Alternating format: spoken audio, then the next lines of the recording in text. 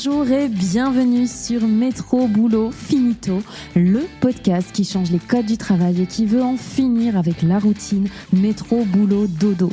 Dans ce podcast dédié au travail, on parlera efficacité, relations au travail, bien-être, mais aussi vision du travail de demain. Je m'appelle Marline et je vous aide à booster votre efficacité sans vous épuiser. J'espère que vous êtes en forme parce que c'est parti pour un nouvel épisode. Bonjour. Comment est-ce qu'on se sent en ce lundi matin ou lundi soir ou mercredi matin? Je ne sais pas quand vous écoutez cet épisode, mais comment allez-vous aujourd'hui? Moi, ça va très bien parce que c'est le premier épisode du mois et qui dit premier épisode du mois dit maintenant nouvelle petite structure. Donc, on est parti sur l'épisode pop culture. Ce mois-ci, quelle est la série qu'on va aborder? Je vous fais un petit test pour voir si vous connaissez. Non, en vrai, je pense qu'elle n'est pas hyper connue, donc je ne sais pas si vous connaissez la série. Mais imaginez, vous êtes au bureau avec votre petite tasse de café, tranquillement en train de faire votre travail. La nouvelle stagiaire débarque, vous vous retournez et là, vous vous retrouvez face à votre mère. Comment est-ce que vous réagiriez si vous deviez travailler avec vos parents?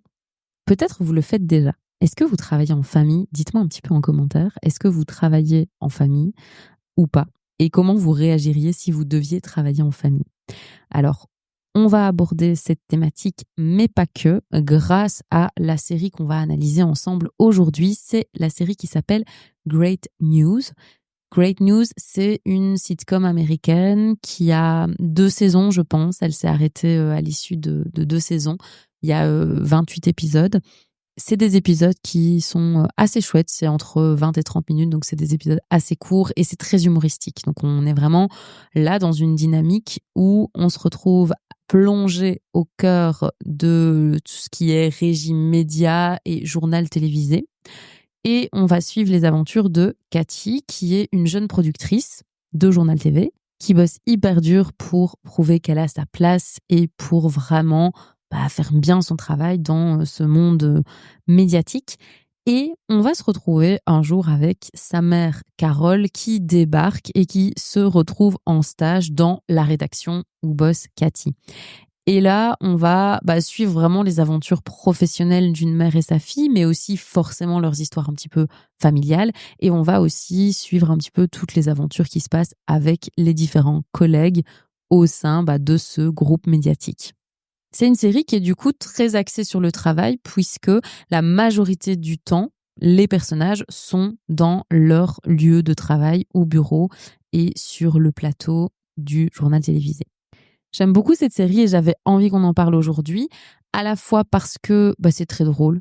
Franchement, moi, je trouve que c'est assez fun. Alors, on n'est pas sur le grand Oscar des séries, mais on est sur quelque chose de très fun et j'aime beaucoup parce que ça nous permet aussi un petit peu de parfois déconnecter avec notre cerveau et Dieu sait qu'on en a besoin dans un monde où on est tout le temps surstimulé.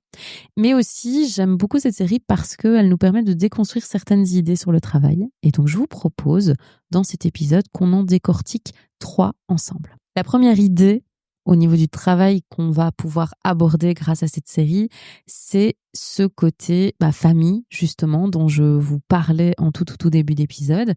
C'est vraiment une série qui va nous montrer la complexité de travailler en famille. Parce que on travaille avec des gens qu'on connaît personnellement, on connaît leurs facettes privées. Et là, on se retrouve avec une face qui est professionnelle. Et arriver à concilier ces 2 pans de nos vies, c'est pas toujours simple. On le voit notamment dans la série quand Carole se mêle de la vie sentimentale de sa fille au bureau et qu'elle va essayer de arranger des rendez-vous avec un collègue, etc. Donc, on voit à quel point ça peut être très compliqué, cette frontière justement entre vie privée et vie professionnelle.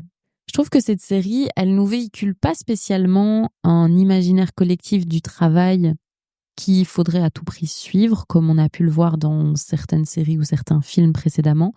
Mais je trouve qu'elle nous donne matière à réfléchir et qu'elle nous montre en fait des exemples, des solutions, de choses un peu possibles. Et c'est ça que j'aime beaucoup dans cet univers-là. Notamment, par exemple, sur ce côté un petit peu j'interfère dans la vie professionnelle de ma fille, j'ai envie de l'aider, mais donc parfois Carole va essayer d'aider sa fille pour réaliser certaines choses et en fait elle va la retarder plus qu'autre chose. Et en fait on va voir au fil de la série qu'il y a vraiment cette idée d'arriver à poser ses limites. Et c'est pas facile quand on travaille avec des gens qu'on connaît.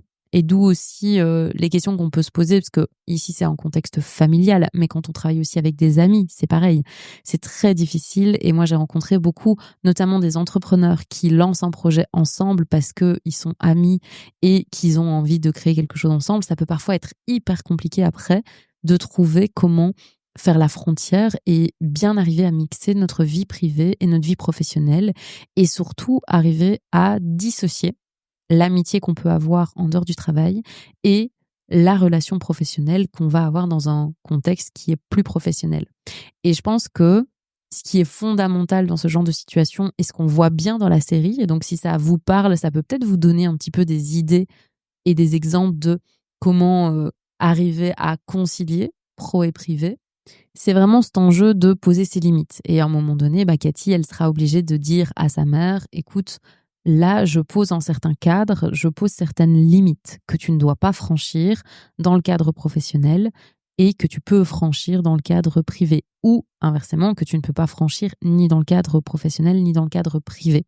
Donc, là, ce que je dirais que cette série fait ressortir par rapport au travail en famille ou avec des amis ou des gens qu'on apprécie et qu'on connaît en dehors du contexte professionnel, c'est d'arriver à poser un cadre clair, un cadre de travail dans lequel on est très clair sur ce qu'on va accepter et ne pas accepter et d'avoir un cadre privé dans lequel on peut élargir ce qu'on accepte ou pas. C'est un petit peu en fonction de chacun. Mais donc ça, c'est le premier point de cette série que j'aime beaucoup. Et alors, arrive avec cette dynamique de travail en famille, un deuxième enjeu dont on va parler, et c'est vraiment l'enjeu qui m'intéressait le plus aujourd'hui à discuter avec vous. C'est en fait Cathy, parfois, elle a un peu honte de sa mère, elle a peur qu'elle soit ringarde, qu'elle soit à côté de la plaque, qu'elle n'ait pas des bonnes idées, etc.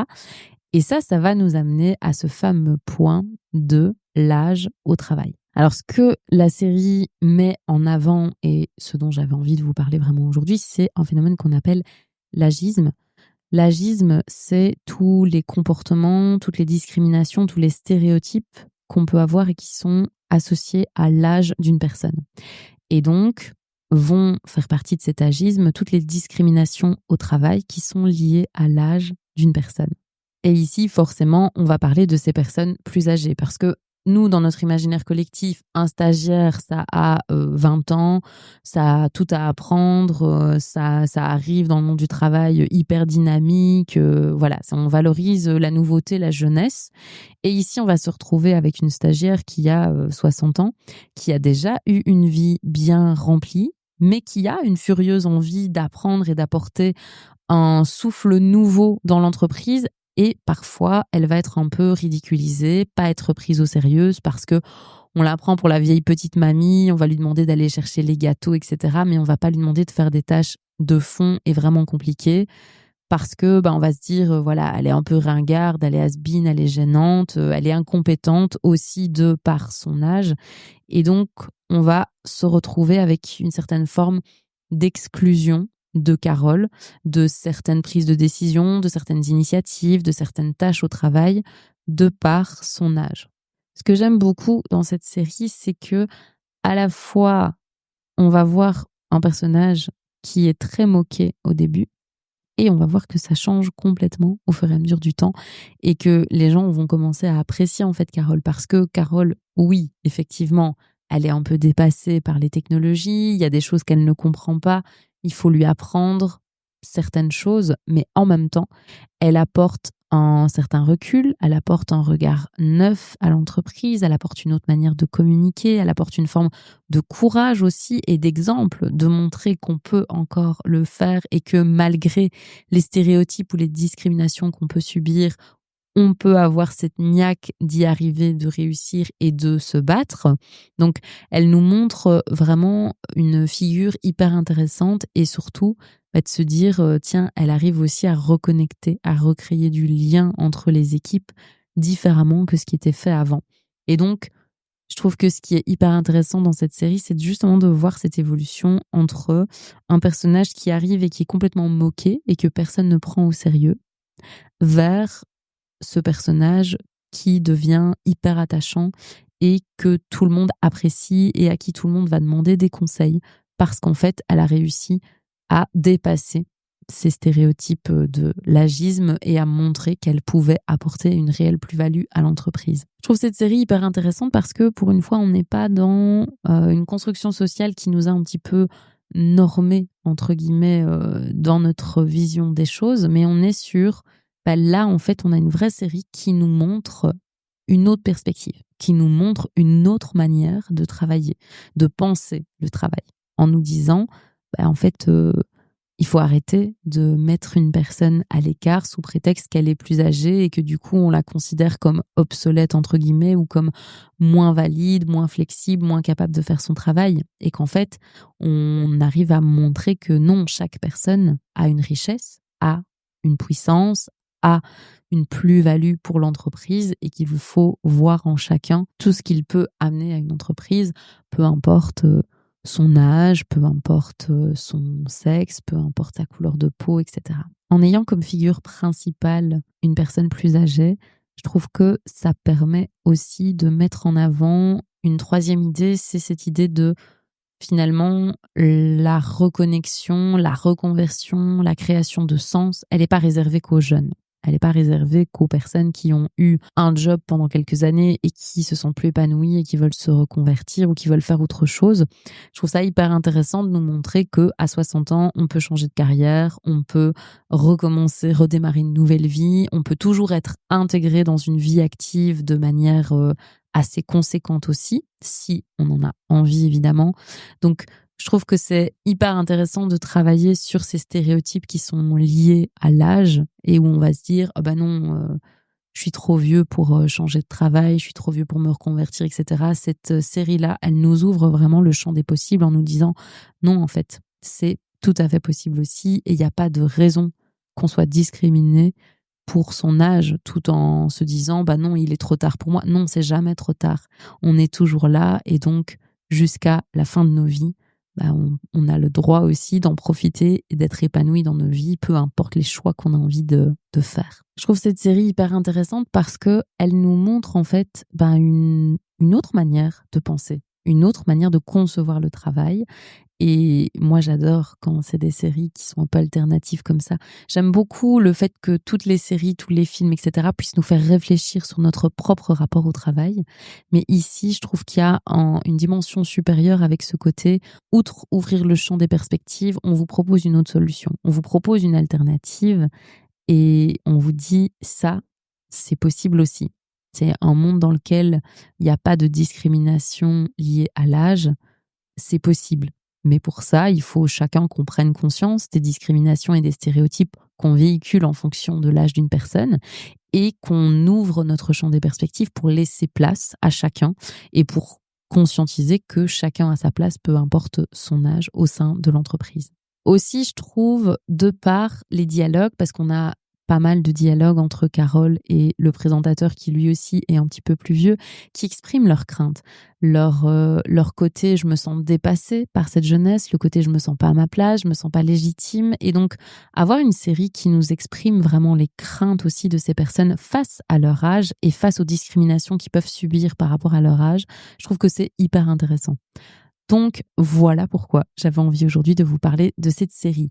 À la fois parce qu'elle nous permet d'aborder ce sujet et cette complexité de travail en famille ou avec des amis, et cette importance de, quand on le fait, pouvoir mettre des limites, créer un cadre qui est bien défini et qui va nous permettre de faire coexister sereinement notre vie privée et notre vie professionnelle, mais aussi pour cette dimension d'agisme qu'elle met en avant et où on montre un petit peu le ridicule d'exclure une personne par rapport à son âge, puisqu'on est tous différents et qu'on a tous, peu importe notre âge, peu importe aussi notre couleur de peau, notre sexe, notre genre, etc. On a tous des choses à apporter, on a tous une plus-value qu'on peut apporter à l'entreprise. Et donc, cette série fait partie de celles qui nous donnent à voir un monde qui est plus inclusif, dans lequel on a moins de discrimination, qui nous montre aussi que c'est un parcours, c'est une évolution. Et ça, je trouve ça beau aussi. C'est ce côté, au début, tout le monde moque ce personnage et à la fin, tout le monde l'apprécie, tout le monde la respecte et tout le monde s'y attache et tout le monde voit ce qu'elle a apporté comme bienfait au sein de l'entreprise. Ça montre aussi que même si aujourd'hui, on est encore dans des stéréotypes et dans des discriminations au sein de nos entreprises respectives, on peut changer. C'est possible d'évoluer, c'est possible de faire évoluer nos mentalités. Et c'est pour ça que j'aime beaucoup cette série aussi, c'est que outre souligner une certaine vision du travail, outre souligner des discriminations qui peuvent avoir lieu, elle nous montre que c'est possible de changer d'avis sur ces discriminations. Alors oui, la série Great News, c'est une comédie, c'est une sitcom, c'est hyper léger, c'est un peu absurde parfois, mais ça nous montre surtout un message hyper intéressant. C'est un vrai appel à la diversité, à l'inclusion et au fait que chacun a sa place dans l'entreprise. Nous voilà à la fin de cet épisode. Déjà, merci d'être resté jusqu'au bout. Si cet épisode vous a plu, n'hésitez pas à laisser une note, un commentaire sur votre plateforme d'écoute ou un petit partage sur les réseaux. Ça fait toujours plaisir et ça aide à faire connaître le podcast. Pour échanger, proposer vos idées, partager vos expériences, on se retrouve sur les réseaux via le compte MyEcoDesign. Et puis, si vous en avez marre de bosser en apnée, alors on se rejoint sur la plateforme Breathe. Je vous mets tous les liens en description de cet épisode. Il est temps pour moi de vous dire au revoir. On se retrouve la semaine prochaine pour un nouvel épisode et d'ici là, prenez bien soin de vous.